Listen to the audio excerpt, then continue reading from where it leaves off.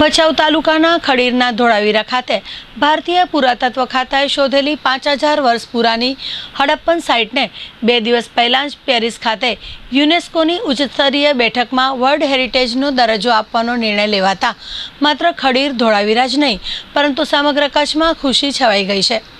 જો કે હડપ્પન સાઇટને હજુ સત્તાવાર વર્લ્ડ હેરિટેજ શ્રેણીમાં સમાવવાની જાહેરાત થઈ નથી, પણ માત્ર સત્તાવાર જાહેરાત જ બાકી છે, જે ટૂંક સમયમાં જ થઈ જશે।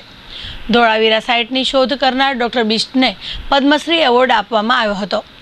ધોળાવીરા હડપ્પન સાઇટને યુનેસ્કોની માન્યતા મળશે એટલે અહીં ટુરિઝમ ક્ષેત્રમાં પણ આ સાઇટને વિકસાવવામાં આવશે અને આ ઉપરાંત ધોળાવીરાની આસપાસના ભૂસ્તરીય મહત્વના સ્થળોને પણ વિકસાવવામાં આવશે। આ અંગે કચ્છ યુનિવર્સિટીના અર્થ એન્ડ સાયન્સ विभागના વડા ડૉક્ટર મહેશ ઠક્કરે વાત કરી હતી। धोलावीरा हमारी सिंधु नदी की जो सभ्यता है, पूरे भारतवर्ष में सबसे बड़ी जो साइट है वो धोलावीरा है।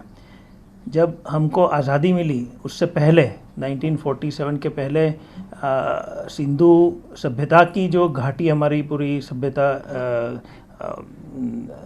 पाकिस्तान से होके कराची तक जो जा रही है, वो सभ्यता में जितने जितने बड़े बड़े विलेज आते थे उसमें मोहनजोदड़ो और हड़प्पा जो बड़े सबसे बड़े इस धरोहर के सिटी थे।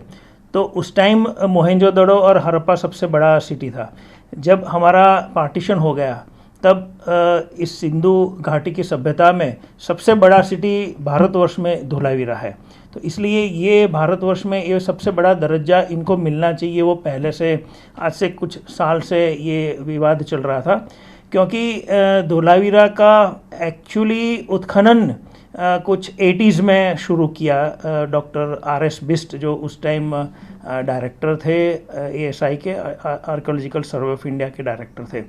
उन्होंने यहाँ 25 साल से ज़्यादा काम किया और उस धोलावीरा का जो माउंट छोटा सा एक टिम्बा था, उस टिम्बे को पूरा ओपन करके, क्योंकि यहाँ के जो धोलावीरा के जो लोकल लोग थे उनको छोटे मोटे पॉटरी के पीसेस मिलते थे।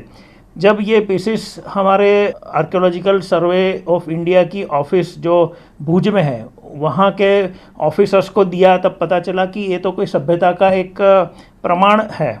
तब ये यहाँ एक बड़ी प्रोजेक्ट की एस्टेब्लिशमेंट हुआ और इसके बाद बिस्ट साहब ने 25 से ज़्यादा साल तक इसका उत्खनन किया।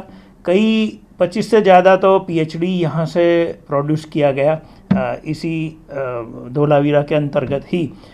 तब पता चला कि यहाँ हर चीज़ जो मोहनजोदड़ो और हड़प्पा में जो मिलती है वो हर चीज़ यहाँ मिलती है। जो उसकी गिनती अगर करने बैठो तो ये पूरा दिन लग जाएगा, कि वेट से लेकर के बीड्स होते हैं, हर तरह के पूरी सभ्यता में जो चीज़ें पाई जाती वो सब यहाँ पाई गई।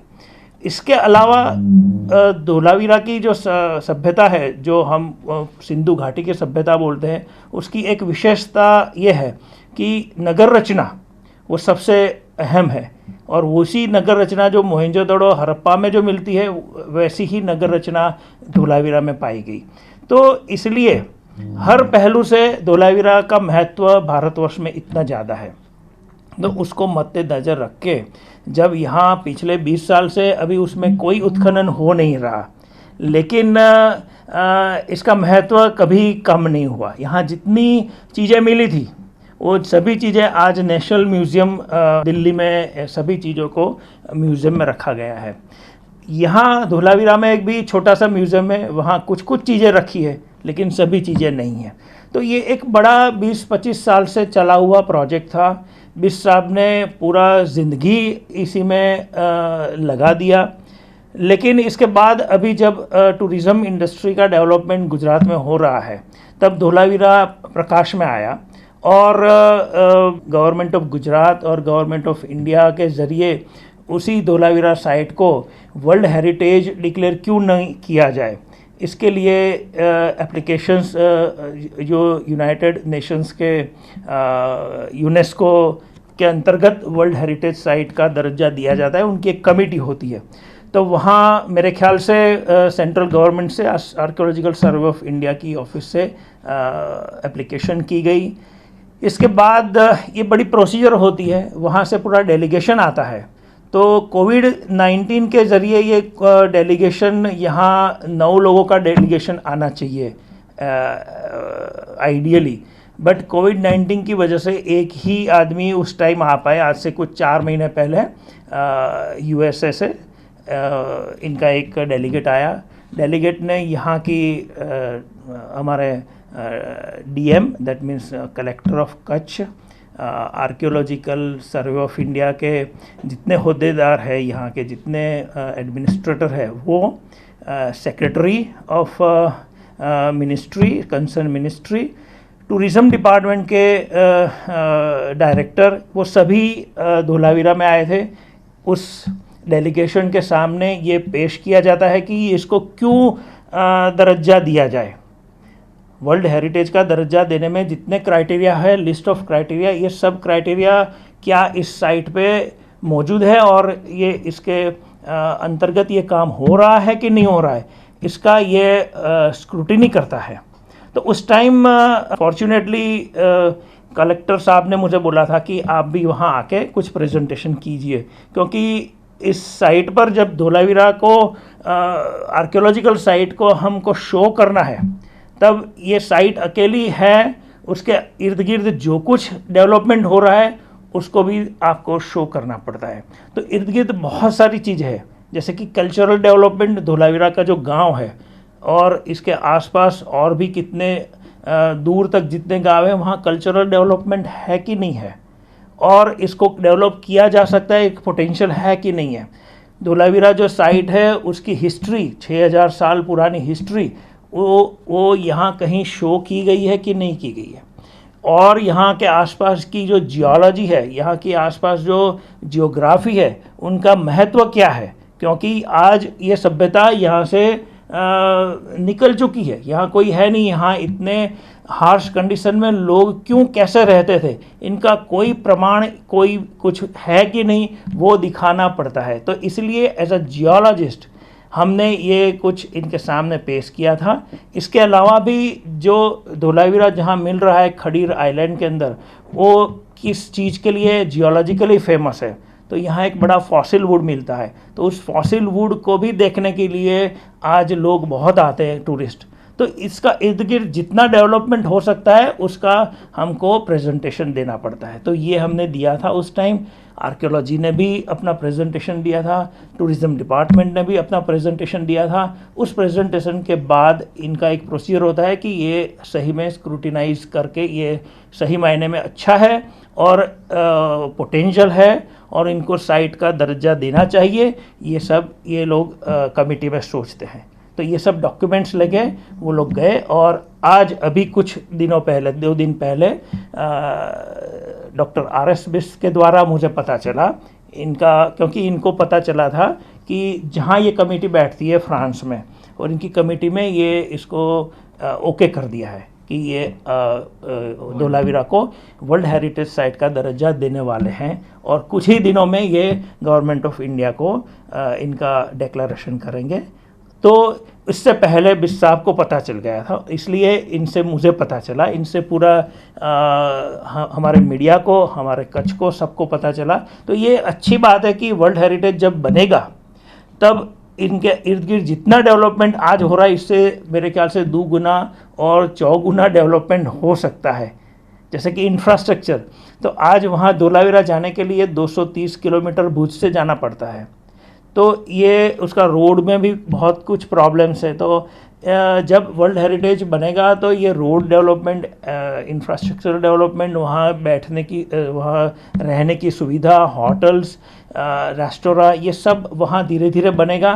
तो टूरिज़्म डेवलपमेंट ज़रूर होगा, और पूरे इंडिया में हमारे इस सिंधु घाटी की सभ्यता का मेन जो है संस्थान, उसका पूरे वर्ल्ड में एक मैप पे नाम भी आएगा। तो this is good for the development of the tourism as well as our cultural development. દરમિયાન ધોળાવીરાની હડપ્પન સાઇટને વર્લ્ડ હેરિટેજ સાઇટ તરીકે માન્યતા આપવામાં આવી રહી છે. ધોળાવીરા સુધી પહોંચવા માટે ટ્રાન્સપોર્ટેશનની તકલીફ બહુ હતી. હવે અહીં વિકાસના કામો થશે, માટે હવે પબ્લિક ટ્રાન્સપોર્ટ પણ શરૂ કરવામાં આવશે અને ધોળાવીરાની સાઇટને વર્લ્ડ હેરિટેજ તરીકે માન્યતા આપવી એ કચ્છ માટે ગૌરવની વાત છે તેવું સ્થાનિક રહેવાસી નયનભાઈ રાણાએ જણાવ્યું હતું. ધોળાવીરા વર્લ્ડ હેરિટેજ સાઇટ તરીકે સમાવેશ કરવામાં આવશે તો આખા પૂરા કચ્છની કાયાપલટ થશે, કારણ કે કચ્છમાં યુનેસ્કોની આ પહેલી સાઇટ થશે, ગુજરાતમાં ત્રીજી સાઇટ છે અને મારા ખ્યાલથી ઓલ ઇન્ડિયામાં 39મી સાઇટ થશે.